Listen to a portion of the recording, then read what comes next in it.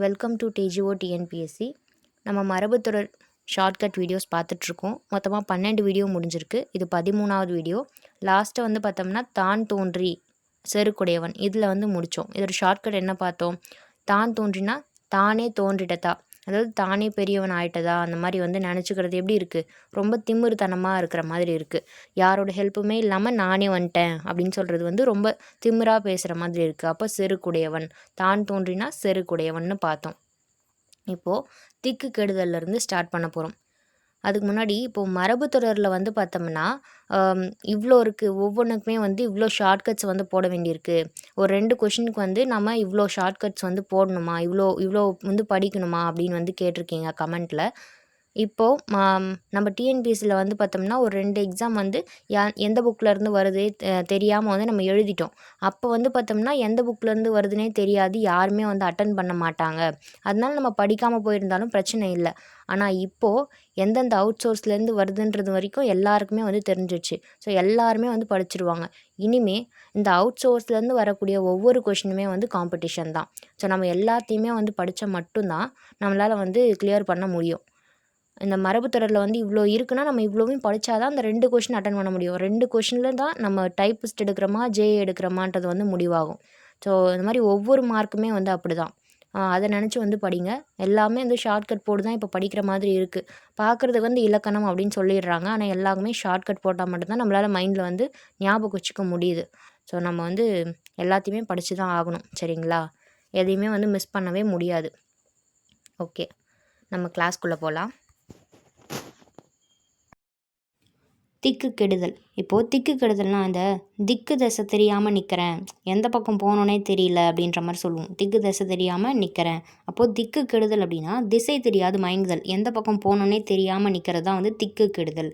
அடுத்து திக்கு முக்காடுறது.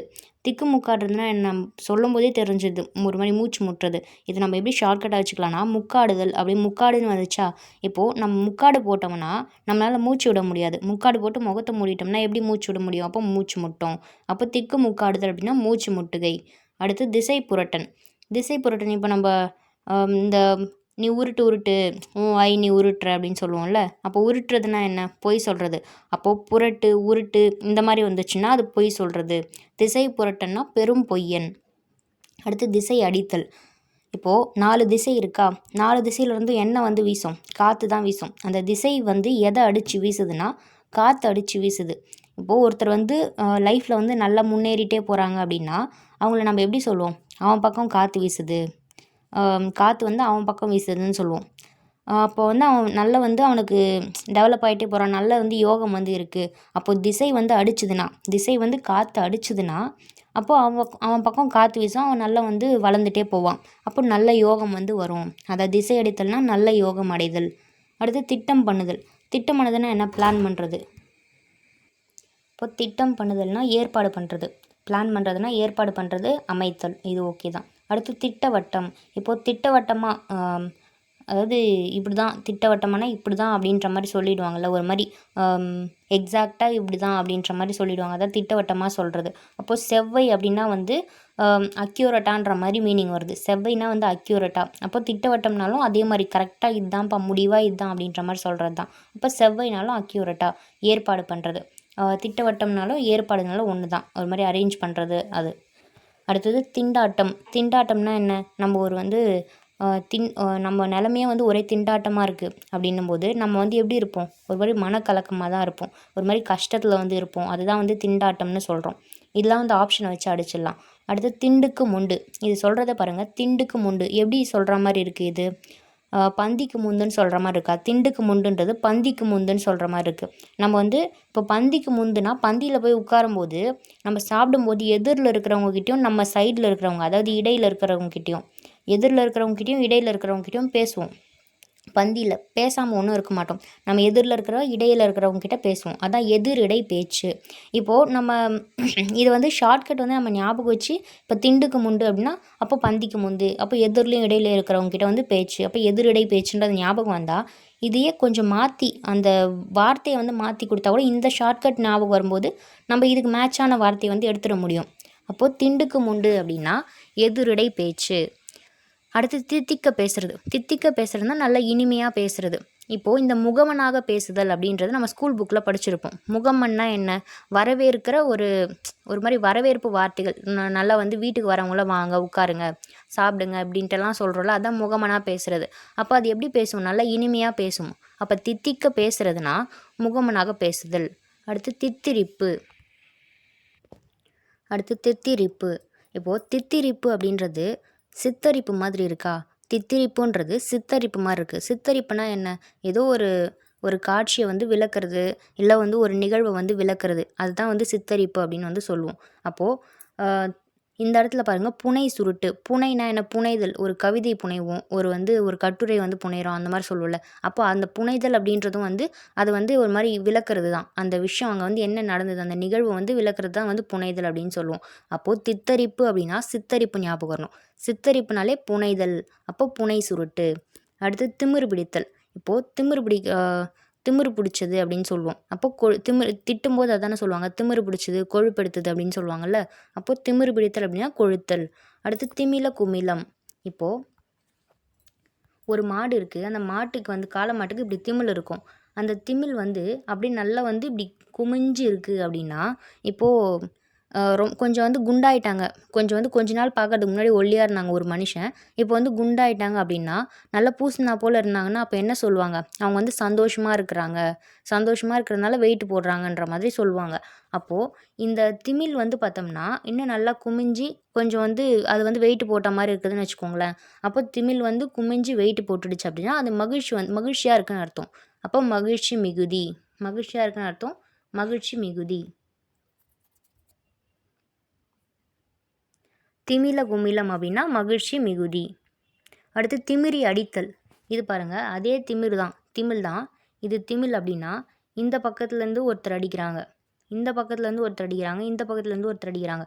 அப்போது அந்த திமிலை வந்து அடிக்கிறாங்க எல்லாரும். திமிரி அடிக்கிறது அப்படின்னா எதிர்த்து பேசுகிறாங்க. இப்போது அந்த திமிலை வந்து நல்லா 4 பேர் அடிக்கிறாங்க அப்படின்னா அந்த மாடு வந்து என்ன பண்ணும்? அது வந்து எதிர்த்து பேசும். அது பாஷையில் வந்து பேசும். அப்போது எதிர்த்து பேசும். எல்லாருமே வந்து அடித்தாங்கன்னா அது வந்து திருப்பி அடிக்கும். அப்போ அது பாஷையில் வந்து அது பேசுது இல்லையா? அப்போ எதிர்த்து பேசுது. அடுத்தது திராணி செலுத்துதல். திராணினா என்ன? உனக்கு திராணி இருந்தால் நீ முடி அப்படின்ற மாதிரி சொல்லுவாங்கள்ல. அப்போது உனக்கு திராணி இருந்துச்சுன்னா நீ செஞ்சு காட்டு அப்படின்ற மாதிரி சொல்லுவாங்க. அப்போது நம்மளுடைய அந்த இது வந்து சொல்கிறாங்க, வலிமையை வந்து சொல்கிறாங்க திராணி அப்படின்றது. அப்போது வேலையை வந்து நல்லா பார்க்குறது, அதிகாரம் செலுத்துறது. வேலையை நல்லா பார்க்குறது. திராணி செலுத்துதல்னால் நம்ம பவரை யூஸ் பண்ணி நல்ல வேலை பார்க்குறது. அதே மாதிரி நம்ம பவரை யூஸ் பண்ணி அதிகாரம் செலுத்துறது. அடுத்து பாருங்கள், திருக்காப்பிடுதல். இந்த இடத்துல திருக்காப்பிடுதலும் அடுத்து கீழே பாருங்கள் திருப்பூட்டு. இது ரெண்டுமே வந்து ஒரே மாதிரி தான் வரும். இந்த இடத்துல காப்பு கட்டுறது வந்து பார்த்தோம்னா கோயிலுக்கு தான் காப்பு கட்டுவோம், சாமிக்கு தான் காப்பு கட்டுவோம். அப்போது திருக்காப்பிடுதல் அப்படின்னா வந்து கோயில்னு வரணும் அந்த இடத்துல. அதே மாதிரி திருப்பூட்டு அப்படின்னா, பூட்டுன்னா அந்த கணவன் மனைவிக்கு கட்டுற தாலி. சரிங்களா? ரெண்டுமே வந்து பூட்டு போட்டு உள்ளே வைக்கிறது தான். இப்போது காப்பிடுறது அப்படின்னா திரு அப்படின்றது மரியாதைக்குரிய ஒரு வார்த்தை. காப்பு வந்து கோயிலுக்கு தான் கட்டுவாங்க. அப்போ காப்பிடுறது அப்படின்னா அந்த காப்பு வந்து கட்டிட்டோம்னா ஊரை விட்டு வெளியே போகக்கூடாது அப்படின்னு சொல்லுவாங்க. காப்பு கட்டினதுக்கப்புறம் ஊரை விட்டு வெளியே போகக்கூடாதுன்னு சொல்லுவாங்க. இந்த இடத்துல வெறுமனே காப்பிடுறதுன்னு சொன்னால் நம்ம ஊரை விட்டு வெளியே போகக்கூடாதுன்றதை வச்சுக்கலாம். ஆனால் இந்த இடத்துல திருக்காப்பு அப்படின்னு சொல்கிறாங்க. திருக்காப்புன்றது இன்னும் மரியாதையாக அந்த கோயிலையே சொல்கிறாங்க. கோயிலுடைய கதவை மூடுறது. கோயில் வந்து சாமியே வெளியே போகக்கூடாது. வெறும் காப்பிடுதல்னால் மனுஷங்களாம் வெளியே போகக்கூடாது. திருக்காப்பிடுதல் அப்படின்னா கோயிலை விட்டு சாமி வெளியே போகக்கூடாது. அப்போ கோயில் கதவெல்லாம் மூடிடுறாங்க, அதுதான் அர்த்தம். இந்த இடத்துல திருப்பூட்டு அப்படின்னா மணமகள் தாலி கட்டுறது. திருப்பூட்டு அதுவுமே வந்து ஒரு பூட்டு மாதிரி தானே. ஒரு மாதிரி வந்து ஒரு பெண்ணை வந்து அவங்க கண்ட்ரோலில் வச்சுக்கிறது. அப்போது மணமகள் தாலி கட்டுதல். திருப்பூட்டுனா மணமகள் தாலி கட்டுதல். அடுத்து திரை தவிர்த்தல். இப்போது ஒரு தேட்டருக்கு போகிறோம். அந்த தேட்டரில் வந்து பார்த்தோம்னா படம் வந்து சரியாகவே போகல. ஒரு மாதிரி வந்து விட்டு விட்டு வருது. அந்த படம் வந்து விட்டு விட்டு வந்து வருது. அப்போ நம்ம என்ன பண்ணுவோம்? அடுத்த டைம் வந்து தேட்டருக்கு போவோமா? எல்லா டைமுமே அப்படி தான் நடக்குது அப்படின்னா தேட்டருக்கே நம்ம போக மாட்டோம். திரையை வந்து தவிர்த்துடுவோம். அப்போ விட்டு விட்டு ஒளிர்தல். விட்டு விட்டு ஒளிர்ந்ததுன்னா நம்ம தேட்டருக்கு போகிறதே விட்டுடுவோம். திரையே தவிர்த்துடுவோம். அடுத்து திரைத்து பாடுதல். ஒரு இந்த தேட்டரில் வந்து படம் போதா, இந்த படத்தில் வர சாங்ஸ்லாம் பார்த்திங்கன்னா இதான் வந்து ஒரு சாங்னு வச்சுக்கோங்க. இந்த இடத்துல வந்து அந்த சரணம்னு சொல்லுவாங்க ஸ்டார்டிங்கில் வர்றதை. இந்த இடத்துல ஃபஸ்ட்டு ஒரு டைம் வரும், மறுபடியும் அந்த ஃபஸ்ட் லைன் வந்து நடுவில் ஒரு டைம் வரும், மறுபடியும் லாஸ்ட்டாக முடியும் போது ஒரு டைம் வந்து அதே லைனே வந்து திருப்பி வரும். அப்போ திரும்ப திரும்ப அந்த ஃபஸ்ட் லைன் வந்து ஒரு 3 இடத்துலையாச்சும் ஒரு பாட்டில் வந்து வந்துடும். அப்போது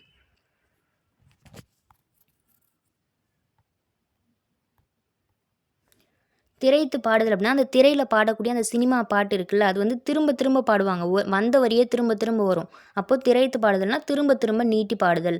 திரைத்து பாடுதல்னா திரையில் பாடக்கூடிய பாட்டு திரும்ப திரும்ப வரும், திரும்ப திரும்ப நீட்டி பாடுதல். அடுத்து திருநாடு அலங்கரித்தல். திருநாடு இப்போ அலங்காரம் பண்ணுறதுன்னு வச்சுக்கோங்களேன். இப்போ நம்ம ஒரு வேலைக்கு போகிறதுக்கு முன்னாடி படிச்சுட்ருக்கோம். இப்போ படிச்சுட்டு இருக்கும்போது நம்ம என்ன பண்ணுவோம், நம்ம எப்படி வேணாலும் இருப்போம். ஒரு அழகாக வந்து நம்மளை வந்து அழகுபடுத்திக்க மாட்டோம். எப்படி வேணாலும் படிச்சுட்ருப்போம் வீட்டில்.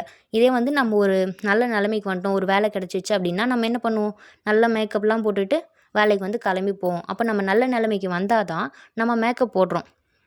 நல்ல நிலைமைக்கு வந்தால் தான் மேக்கப் போடுறோம். இந்த இடத்துல பாருங்கள், திருநாடு அலங்கரித்தல். ஒரு நாடே அலங்கரிக்குது, ஒரு நாடே அலங்காரம் பண்ணிக்குது அப்படின்னா அந்த நாட்டில் இருக்கக்கூடிய எல்லாருமே அலங்காரம் பண்ணிக்கிறாங்கன்னா அப்போ அந்த நாடு வந்து எப்படி இருக்கும், ஒரு நல்ல நிலமையில இருக்கவே தான் எல்லாருமே வந்து அலங்காரம் பண்ணிக்கிறாங்க. அப்போ நற்கதி அடைதல். நாடு அலங்கரிக்குதுன்னா அது நல்ல நிலமையில வந்து இருக்குது அந்த நாடு அப்படின்னா நற்கதி அடைதல். அடுத்து திருப்பூட்டு பார்த்துட்டோம், தாலி கட்டுறது. அடுத்து திறந்து பேசுதல். திறந்து பேசுதல்னா மனசு விட்டு பேசுறது. திறந்து பேசுதல்னா மனசு விட்டு பேசுறது. திருதிருத்தல். திருதிருன்னு முழிக்கிறது, அஞ்சு விழித்தல். திருதிருன்னு முழிக்கிறது, அஞ்சு விழித்தல். அடுத்து திண்ணி மாடன். திண்ணி மாடன்னா தீனி மாடுன்னு சொல்லுவோம். தீனி மாடுன்னா ஓவராக சாப்பிட்றவங்க, அதுதான் இங்கே வந்து திண்ணி மாடன்னு சொல்லியிருக்காங்க. மிதமிஞ்சி தின்பவன். திண்ணி மாடன்னா மிதமிஞ்சி தின்பவன். ஓகே, இப்போ இதிலேருந்து கொஷின் கேட்குறேன், ஆன்சர் பண்ணி பாருங்கள். ஃபஸ்ட்டு கொஷின், தித்திரிப்பு. தித்திரிப்பு. தித்திரிப்பு. ஆன்சர் பண்ணிட்டீங்களா? அடுத்தது திசை அடித்தல்.